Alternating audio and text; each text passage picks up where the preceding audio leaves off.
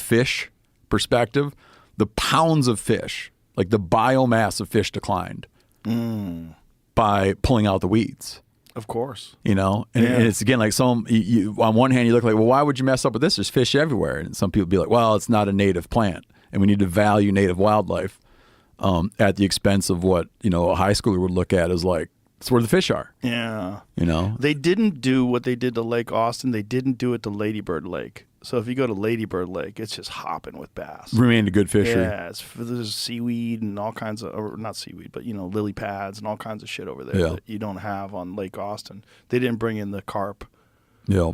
The other enormously destructive thing that they've done around the lakes where I grew up on is so much of that life, the lake life relies on what you call like the littoral zone. So, the shoreline zone. And most of these fish species, they like it to be dirty, meaning weeds, falling over trees. Like it creates all kinds of habitat, right, for little stuff to hide. And on these lakes where I grew up in Michigan, there's been a tendency over the years to put Roundup on your shoreline and then haul in beach sand.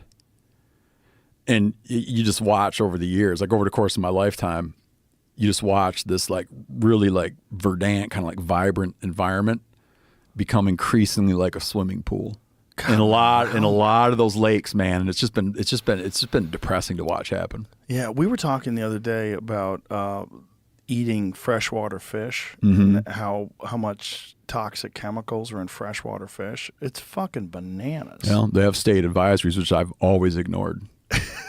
Have you ever get your blood tested? No, but you want to know? I might have told you this story, man. Did I ever tell you a story about this? Which one? Well, I'll tell it real quick. So I grew up with a guy a guy named Ron Spring. Yes. He had I'll tell you the Ron Spring story. Yeah. Okay, go never mind. Though. Please do. Oh, fuck, I tell the story too many people. I don't think you told it on here. Okay. I grew up with this guy, Ron Spring, and for a living, he was a commercial bait fisherman.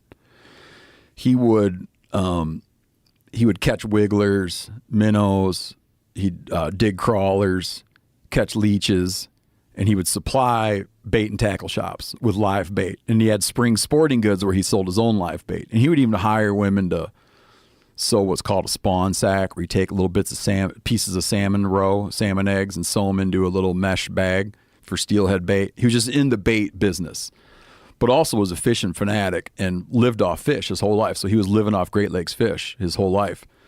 And the University of Montana started trying to track down old timers who'd eaten like enormous quantities of Great Lakes fish to test them for heavy metals exposure, okay, and other toxic things that are in the environment.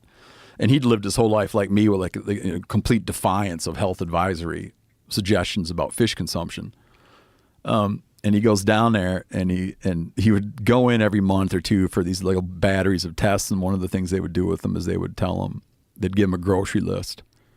And they'd be like, hey, you got to go to the store and buy like bread, eggs, cheese, butter, whatever. And then he'd wait a minute and they'd say, what were you supposed to buy at the store? And he's telling me this story. And he told me, I was laughing because he said, Steve, I wouldn't have remembered that list if I never ate a piece of fish in my life. So they were trying to like gauge his memory based on the amount of heavy metal in his body? Yeah, they were presumably they tested his blood and found something of interest. And so they were trying to figure out like what happens to a guy. But I lived in Seattle and right on Lake Washington, and we would catch a lot of yellow perch because people, they're full of yellow perch, which are non-native, and everyone in that area in the Pacific Northwest is like a trout and salmon snob. So I had the whole fishery to myself.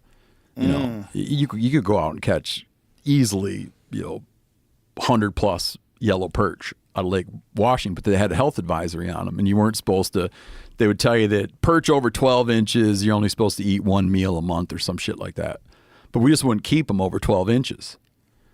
Because there weren't that many over 12 inches anyways, and we'd just eat them all the time. I would have fish fries, and when you fried fish in the Great Lakes, there's no person in the Great Lakes region that I was aware of. Like in Michigan, there's no person that would even kind of give a shit about these restrictions. They would be surprised to hear that there were any kind of restrictions. But like the way the different sentiments and different mentalities run, in Seattle, you'd have people that they're like, you caught it where? Lake Washington? No way.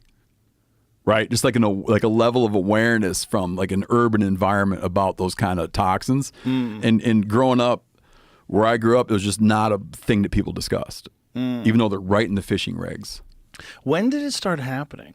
Like, when did freshwater fish become toxic? That would be something I'd be interested in. Man, I think it's like it's mercury, it's certain industrial solvents. It's BPA's too. Yeah, it's forever chemicals. And I think that with Lake Washington, there was a lot. Correct me, maybe I'm wrong. Like as I say this, I might be wrong. I think there was things around Boeing plants and old solvents and stuff that went in the water. But mercury.